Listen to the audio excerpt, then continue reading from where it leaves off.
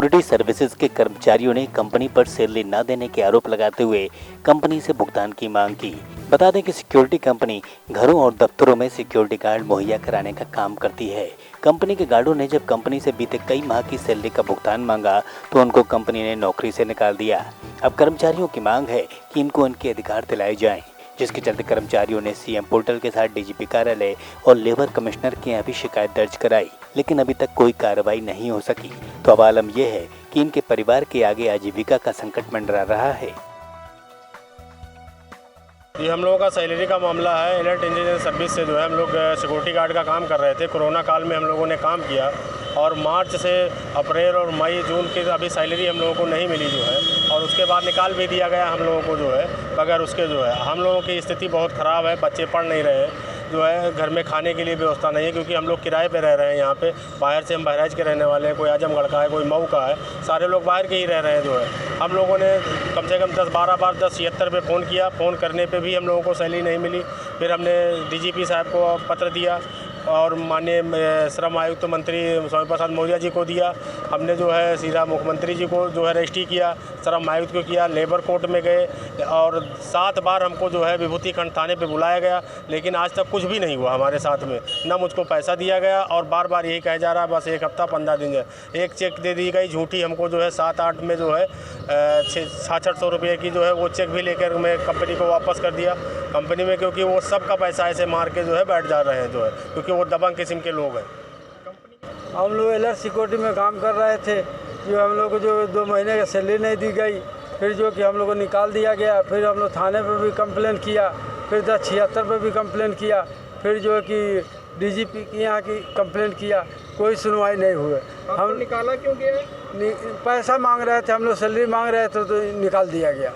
कितना सैलरी बाकी है? सैलरी हमारा जो 26,000 बाकी है, जिसमें 6,000 रुपये दिए हैं। कितने महीने का बाकी? 2 महीने के बाकी है। पैसा मांगा? पैसा मांगे, लेकिन वो निकाल दिए, हमको कंपनी से निकाल दिए, ड्यूटी से निकाल दिए। बोल रहे हैं कि जो कि जब पैसा होगा तब देंगे। जाओ जहाँ भी कार्रवाई करना है करो, हमारा कोई कुछ नहीं बिगाड़ पाएगा। कौन लोग हैं वो? विपुल सिंह है। विपुल सिंह कौन है? विपुल सिंह डायरेक्टर है कंपनी के अलर्ट सिक्योरिटी का। मुजफ्फरनगर में बीते 1 सप्ताह से हो रही बारिश और तेज धूप कच्चे मकानों के लिए मुसीबत बन गई है, जिसके चलते ग्रामीण क्षेत्रों में कच्चे मकान गिर रहे हैं। तो चरतावल में एक मकान गिरने से एक बच्ची और महिला भी घायल हो गए, जिनको उपचार के लिए अस्पताल में भर्ती कराया गया। तो अब ब्लॉक अधिकारियों ने दैवीय आपदा कोष से मिलने वाली राशि से मदद हेतु शासन को पीड़ितों के लिए पत्र लिखा है। जनपद में संक्रामक बीमारियों और स्वच्छता अभियान के खिलाफ जोर शोर से अभियान चल रहा है, तो वहीं दूसरी तरफ ग्रामीण क्षेत्रों में गंदगी और जल भराव भी है, जिसके चलते यहाँ तमाम बीमारियां अपने पैर पसार रही हैं। तो इसको लेकर ग्रामीणों ने कई बार शासन को लिखा, लेकिन कोई कार्रवाई नहीं हो सकी। तो बरसाती पानी के जमाव के कारण जसौली गांव में गंदगी का आलम है। तो यहाँ परसिमन के चलते प्रधानी चुनाव भी नहीं कराया गया, तो यहाँ नालियां भरी पड़ी हैं, जिससे लोगों का निकलना भी मुश्किल हो गया है। तो अब ग्रामीणों ने अधिकारियों से सफाई व्यवस्था को दुरुस्त किए जाने की मांग की है।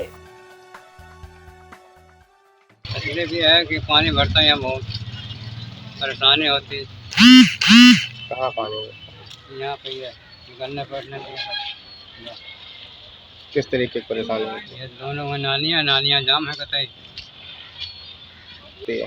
निकलने बैठने परेशानी, पानी बन जाता है यहाँ, सुबह चलते हैंड पैप वगैरह। यहाँ की नालियाँ बहुत बेकार है। इससे पहले जब प्रधानी होती थी यहाँ पे सफाई हो जाती थी, अब नालियाँ सब भरी हैं बहुत गंदी तरीके से। हम लोग नमाज पढ़ने जाते हैं उसमें दिक्कत होती है, सब कचरा बढ़ जाता है और बहुत दिक्कत होती है यहाँ पे। जब प्रशासन को अवगत कराया आप लोगों ने किसी से कहा? जी सर एसडीएम सर को दी थी, एप्लीकेशन दी थी सर, उसमें कुछ नहीं हुआ सर। नालियाँ पूरी तरह से जी सर, बहुत बुरी तरीके से। समान वेतन की मांग को लेकर बिजली विभाग के संविदा कर्मियों ने हड़ताल शुरू कर दी है। तो लखनऊ में भी संविदा कर्मी धरने पर हैं, जिसके चलते कन्नौज में बिजली व्यवस्था पटरी से उतरती नजर आ रही है। हालांकि अधिशासी अभियंता का कहना है कि बिजली विभाग के स्थायी कर्मचारियों को मुस्तैद किया गया है, जिससे कहीं भी सप्लाई बाधित नहीं होने दी जाएगी। तो संविदा कर्मी अपनी मांगों को लेकर धरना जारी रखे हुए हैं। आगामी विधानसभा चुनाव के चलते भाजपा ने कमर कस ली है, जिसके चलते भाजपा ने बूथ स्तर तक तैयारियों को तेज कर दिया है। तो भाजपा नेताओं का कहना है कि इस बार पिछली बार से भी ज्यादा सीटें भाजपा लाने जा रही है।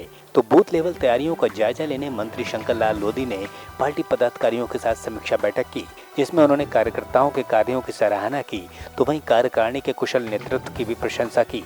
इस मौके पर समाजवादी पार्टी के नेता अखिलेश यादव को भी प्रदेश मंत्री ने निशाने पर लिया।